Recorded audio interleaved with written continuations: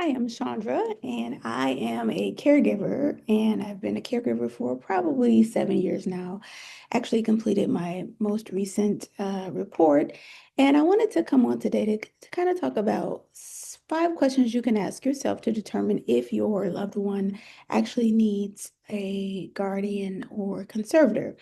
I talked the other day about the first thing that you need to realize is what the difference is between being a conservator and being a guardian. You have to understand that these two designations are not synonymous, they're very different. A guardian helps your loved one to make life decisions, whereas a conservator is more concerned about financial decisions. So here are 5 key questions that you can ask yourself or ask a family member or when you have your meetings with your family to determine whether you should consult a family lawyer about establishing guardianship for a loved one. Now, I will say my disclaimer, I am not a lawyer. This is not legal advice. So if you have further questions, I do suggest making a relationship, setting up an appointment with a family lawyer that you can talk to about your situation.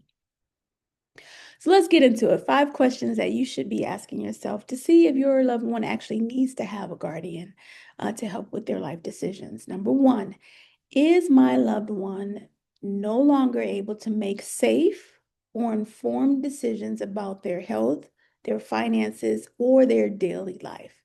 So if they are forgetting medication, if they are falling for scams, if they're showing signs of mental decline, it may indicate a diminished capacity requiring legal protection in the form of a loved one that can help them to make the right decisions. Um, so that's number one. Number two, has my loved one been diagnosed with a condition that affects their judgment or independence? For example, dementia, brain injury, PTSD. So a formal diagnosis helps to establish the need for guardianship and legally to help protect their well-being. Okay, so this one is interesting because if you don't have that relationship with your loved one, I talked about this the other day. It's easier to establish or find out this information if you have a relationship, an ongoing a relationship with your loved one.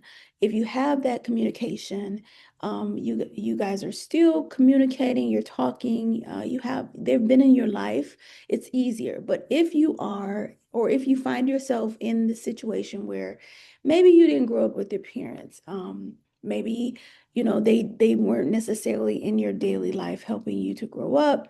You may not have the best uh, memory of a relationship with them, and maybe they didn't do everything in your life that you felt they should. At this time, this is the point where you have to make a decision that you're going to step up as the loved one. And I'm primarily talking about loved ones here. I'm not necessarily talking about a court-appointed guardian or social services or anything like that. I'm talking about you. If you have that capacity in your heart to step up for your loved one, this is the time where you need to find out if they've been diagnosed with this condition. Now, if you don't have that great relationship with them and you're trying to make sure that they are safe, that they're cared for, that no one else is taking advantage of them, this is actually the point where you really do need to seek a family lawyer's advice.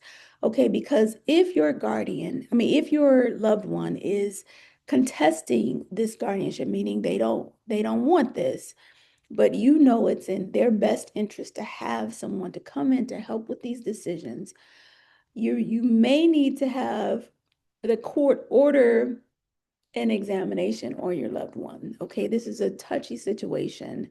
And in our case, initially our loved one wanted the assistance, but then after they realized what all was entailed, after it had been established for like a year or so, then they didn't want it anymore. And it was at that point that we had to decide that we were going to allow the court to decide whether this should continue or not.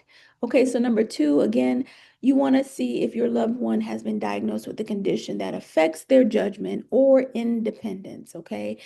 Be it dementia, brain injury, PTSD, and is at this point that it can get touchy, it can get a little bit uncomfortable if you don't have that relationship with them from the beginning, okay? Number three is, are there conflicts among family members or caregivers about who should make decisions? Or is someone currently taking advantage of them? Okay. Disputes, manipulation, exploitation, financial or emotional are red flags. These are red flags that legal intervention may be needed. And this was our situation again. We found out that our loved one was being taken advantage of through a wellness check because we hadn't heard from them. And we found out that someone had moved into their apartment. They were on the verge of being kicked out.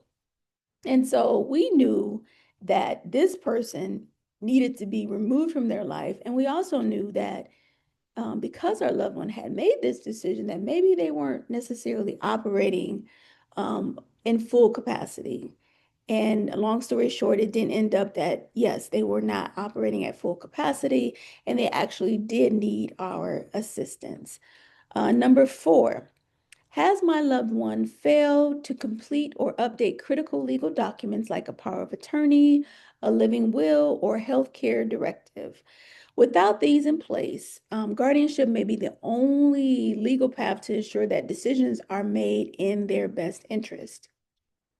Again, if they have failed to complete these things and you become aware of it, the best course of action, if they are operating in full capacity, is to have them complete this and put things in place to make sure that that their decisions at the end of life or whatever the case may be are handled efficiently and with their best interest in mind.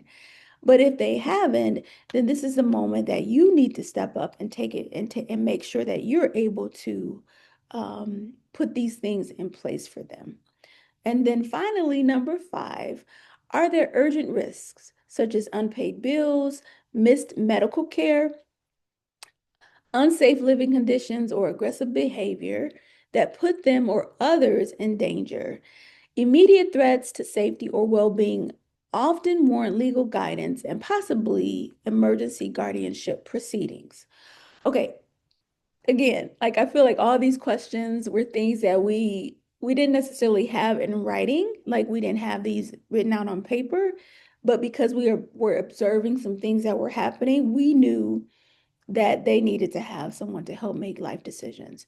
We actually have another situation where we know for sure that this person actually needs assistance as well. But that one would probably a little bit of a little bit of fight to get that done for them. But we definitely recognized aggressive behavior, unpaid bills, um, unsafe living conditions. Like we recognize these things, and we had to make a decision that we were gonna make sure that our loved one is taken care of and has someone that's able to make the right decisions for them. So again, like these are five questions that you need to ask yourself to determine whether your family member may need guardianship. And don't just stick with these questions alone, but I do suggest consulting a family lawyer to help you navigate this situation. That's probably the best thing that I can say in the 7 years that I've done was the best decision that I made, that we had a relationship with a family lawyer who was able to help navigate us through this situation. Again, guardianship and conservatorship are two different things. Guardianship just handles the life choices and life decisions that your loved one needs to make. A conservatorship is in control of financial decisions. Will it be hard to be a guardian without being a conservator? I can't necessarily say that. It depends on your loved one's financial situation. Um, but in our case, it was in our best interest to go ahead and take care of both.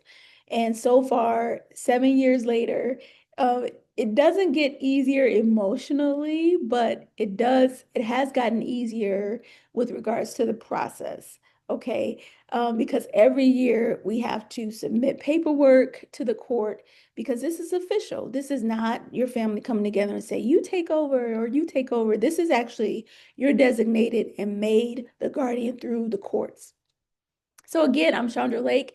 I've been a guardian and a conservator and navigating this avenue for the last 7 years. And I thought it'd be great to kind of have a channel kind of designated to this situation. And again, it's easier if you have that relationship with your family. You've built this relationship with your loved one. But if you haven't, then you're going to need some support because it's not going to be as easy for you because you don't have that relationship with with your loved one. So again, Chandra Lake, if you have any questions, please feel free to put them in the chat. Again, I'm not a lawyer, and I do highly, highly, highly suggest that you seek the consultation of a family lawyer in your area. I'm signing off now. Hope you have a wonderful day.